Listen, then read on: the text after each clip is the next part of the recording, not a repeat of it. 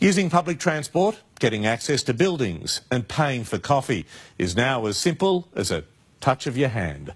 A microchip implanted beneath the skin gives people the same capabilities as dozens of cards and devices. And it's not as painful as you might think. What was once confined to science fiction movies... This may be a little uncomfortable.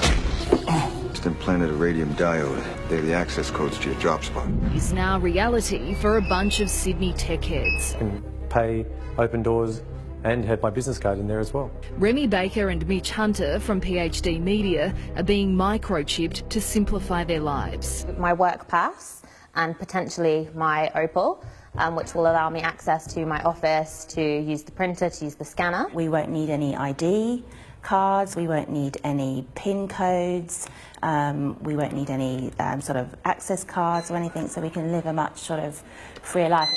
The microchip, which is the size of a grain of rice, sits under the skin.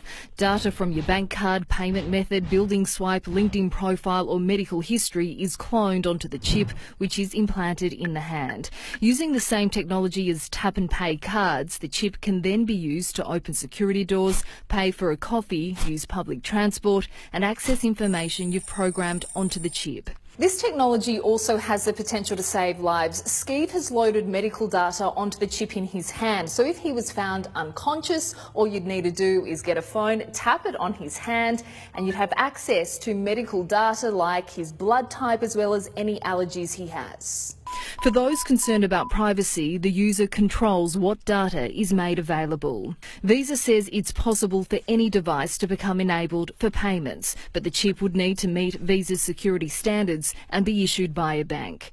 But before you jump on the tech bandwagon, beware, it could also land you in trouble with the law. Meow Ludo copped a fine from Transport New South Wales after implanting his Opal microchip in his hand. I got caught on the train and they've given me a fine for not having a valid ticket. So we discussed it a little bit. The transit officers were actually really lovely, but now we're taking it to court. If that's not appealing, there's always the old-fashioned way. Sophie Walsh, 9